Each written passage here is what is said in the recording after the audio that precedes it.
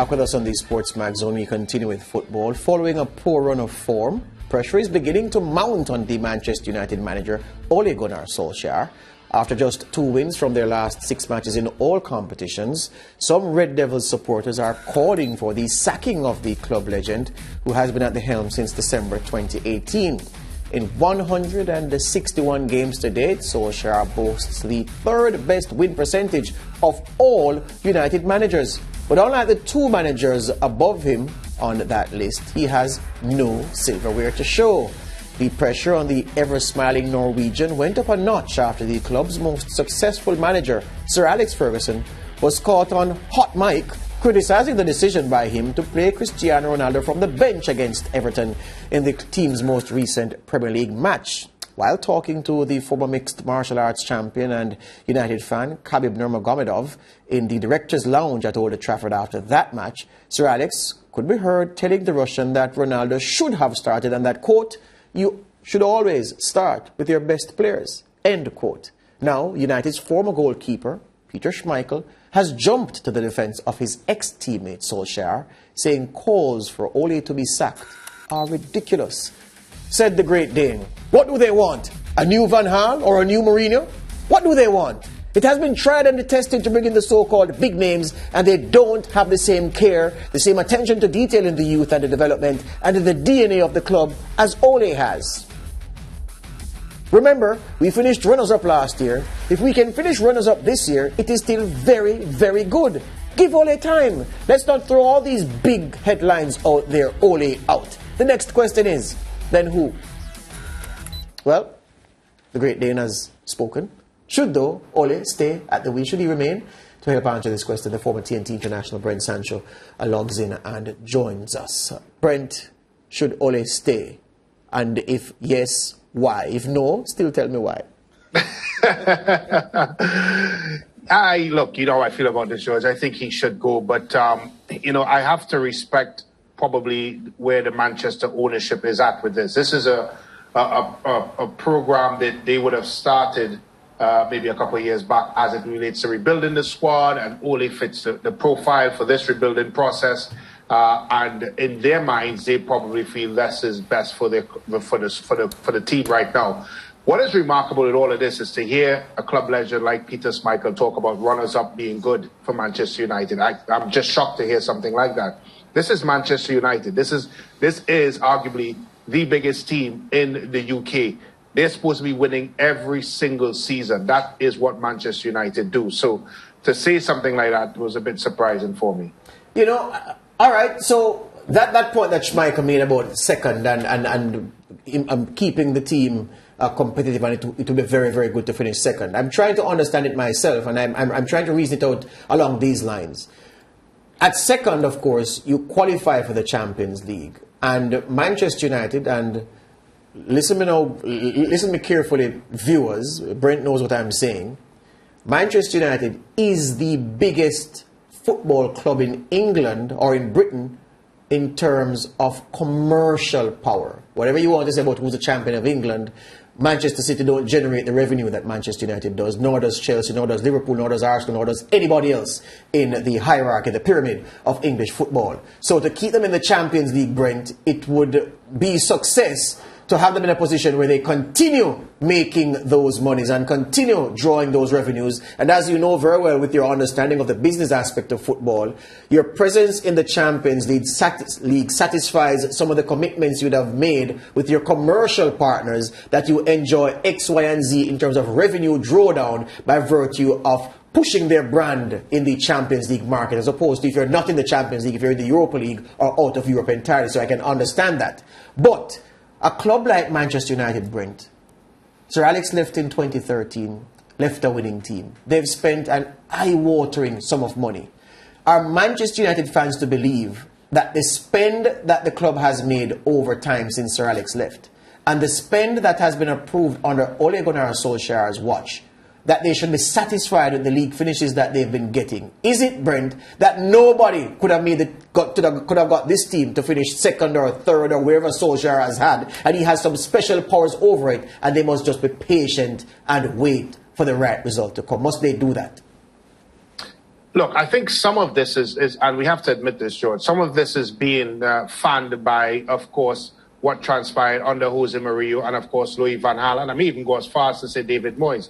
And I think because Manchester United hierarchy, not the fans, this is separate, the hierarchy would have felt that they would have dealt with the high-end market of football management. Of course, the demands, the requests that comes with the likes of a Jose Mourinho and a Louis van Gaal and the type of expenditure that was expressed there. Now, let's put things into context. Again, I'm still dealing with the upper management. They now have invested heavily in Ole Gunnar Solskjaer. This is his, let's say, he's come out of his honeymoon period, and now he's into a situation where we're starting to see demands. We're starting to see, look, he needs to deliver a trophy, some sort of silverware, some way or fashion. I think he can go through this season, George, by saying, look, it's fine. We haven't won because we're still gelling. Ronaldo just came in. Brent Sancho just came in. Rafael Varane just came in. But at some point, as you rightfully said, Manchester United has to bring trophies to the table. And I think what we are seeing under Ole Gunnar performances, strictly down to performances, I may even argue that we can't sit here and suggest that they're going to finish in the top four. That is not a guarantee for Manchester United. So somewhere along the line, they're going to have to make this change. And I think everyone in Manchester United knows this. So should they stick or twist, my friends? I think they would have to stick with it for now. I think so. I think so. I mean, as much as I think he's way out of his depth, and I'll tell you why. I think there's still some pieces missing from the Manchester United ship and juggernaut that they need to make a proper approach for it. And I think once they get those pieces in line, and I think they will, I think that's when, of course, Ole is going to have to leave. So I predict maybe next year, depending on how he does. And look, he has a very difficult run of fixtures coming up. Let's not forget that as well. He's not played any of the top four contenders just yet. So I think that as well can tell how he does in that. If he does really, really poorly, this might be a change sooner than I even predict. Panel. Yeah, and I actually think Ole Gunnar Solskjaer is one of the managers that is extremely protected by the club that he manages. I get the sense that he doesn't feel pressured in any way because it's not coming from his top bosses at all. He knows that he has some time. He knows that he has to do well. And I'm pretty sure he's aware of, what everybody is saying, calling for him to be sacked, all the fans and whatnot. But he knows that his job is okay for now, and he just has to stay focused and do what he has to do. Yeah, well, let me add to that as well. At the end of the day, the likes of Peter Schmeichel, of course, here in the UK, every single former Manchester United player has been in support of Ole Gunnar Solskjaer. Not one of any of those pundits that are now gracing the various, television programs in the UK has called for his head. So there must be something around the club, hierarchy and former players and people in the club that suggests that you're right. Ole does have almost like a shield around him, and he feels protected from that way. And at the end of the day, you could tell by the way he speaks in press conferences, he doesn't look flustered or feels like he's under some sort of pressure. And you can even tell as well, Maria, by the types of decisions he's making. I mean, a manager under pressure will not put Cristiano Ronaldo on the bench or bench the likes of Ronaldo, Sancho, Pogba in one game. He would have, of course, played his best team every single time. So I do think that there's something within the hierarchy that is giving Ole some comfort right now. That's why I'm saying I think he will stay on. Yeah, Brent, George, Mariah, what is happening here as far as I'm concerned is that since Sir Alex Ferguson left Manchester United, the club has struggled. There's no question about it. And the quality and the expectation of the fans would have been, tempered because of the lack of success. I think what is happening here now is that based on the roster that Ole Gunnar Solskjaer has, the fans now feel that he has a quality enough roster that they should challenge for the title. Now, there are some really outstanding teams in England at the moment, Liverpool, Man City and Chelsea. And I think where the pressure comes on Ole right now is that most people would accept that Klopp is a better coach than Solskjaer, Sepp is a better coach than Solskjaer, Tuchel is a better coach than Solskjaer, so Man United is missing a coach. Yeah, they're judging him. Well, rightfully so, because not that he's a poor coach, because I don't think he's poor. He's okay, but Man United fans aren't satisfied with okay. Well, let me ask you a question, guys. If Man City was to lose Pep tomorrow or Chelsea, would they go in the market for Ole Gunnar Solskjaer? They wouldn't. No. They wouldn't. No. So that answers any question as it relates to it, and the mere fact that every time we speak about Manchester United, we don't talk about players, we talk about the manager. If we talk about Liverpool, we talk about players. If we talk about Chelsea, we talk about players. If we talk about Man City, we talk about players. If we talk about Manchester United, every single conversation leads back to Ole. So that shows me that is their problem. But here's the thing, though. Generationally, Lance's point about the manager is a crucial point, because here's the thing. Manchester United fans are not used to not having the best manager in the Premier League. This is the first time that you would say there are 4 or 5 managers in the Premier League.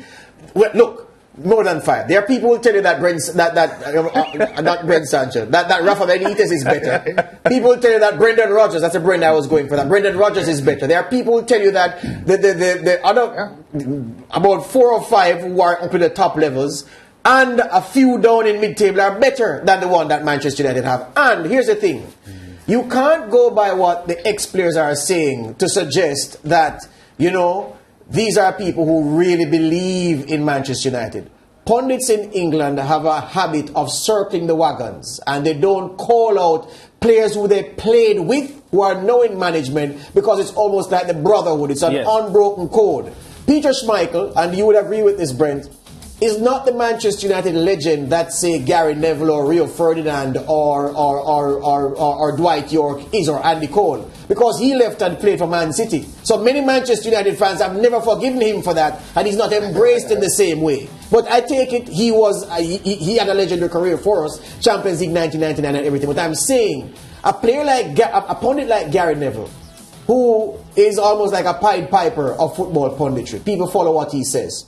He would not say anything about Solskjaer being sacked because of his own experience at Valencia, where the sacking that he received will haunt him until the day he dies. And as he said, the sacking was so traumatic that he doesn't think he'll manage again. He'll just stay in the pundit box and comment on what other people do. So I'm saying it's a false picture being created, as if, you know what, we really believe in Ole. Ole should stay at the wheel. No, they are circling the wagons because it's one of their own. Every single pundit from ex-Manchester United pundit now used to play with Ole. There's not one that didn't play with him. Everybody used to play with him, and you're expecting them to support their man. But the fact is, Brent Sancho, Klopp better, Tuchel better, Pep 39 times better. No one would argue against that, George. People are looking at Manchester United and say, if Pep had this team, it would win something. Everything. If Klopp had this team, it would win something. Everything. Perhaps if Ole had City, they wouldn't win nothing. And if Ole had Liverpool, they wouldn't win anything. And that's why I'm saying the time to cut your losses is now. I'm sorry. You know what, Brent, George Mariah, I was drawn to the Watford board when they sacked Cisco Munoz this week, the statement that they made. And when I saw it, I thought about Ole, because this is what they said. The board feels recent performances strongly indicate a negative trend at a time when the team cohesion should be visibly improving. And I read that and I said, that's how Man United fans feel about Man United at the moment. We are at a stage where this team should start to improve and show the old Man United mettle, with the roster being beefed up with no less a striker than Cristiano Ronaldo. So I saw that Watford board statement when they sacked their coach, and I said, Man, you could do the same thing. Well, let me tell Brent, I just want to tell the two Manchester United passionate fans on this set that Ole is going nowhere and they need to calm down, because he's going to be with them. I am calm. I was about to agree with you, Mariah. They have to relax with Ole for the rest of the season. Yeah, he's not going anywhere. Look, you have to admit, as much as you talk about Watford has a different culture than Manchester United. I truly feel that because of what transpired with Jose Mourinho, Moyes, Louis van Gaal, and the amount of money they've spent, and the kind of course, they had a very, very tumultuous relationship with Jose Mourinho at the end, where he was blaming the upper management for everything that went wrong. So I think that the Glazer family and of course, that hierarchy is like, you know what, guys? We don't ever want to experience that kind of scenario ever again. Let's take Mr. Nice Guy, who's going to take anything that comes to him and nods his head and smiles in the media. So they're quite happy with that right now. But I think there's going to come a time where the fans is going to continue to pressure, which is starting to build now, and they're going to demand better performances. And I think that's when Ole is going to be in problems. Yeah, Brent, we're breaking now. Thank you for that. Thank you for keeping Ole Gunnar Solskjaer. But I'm telling you, the moment Champions League qualification is threatened, he's gone. Because these American owners are not countenancing not being in the most lucrative club football competition in the world. So for those who think he's bulletproof, they have another thing coming. Thank you very much, my friend. All the best to you. Certainly, guys. Have a good one. Take care.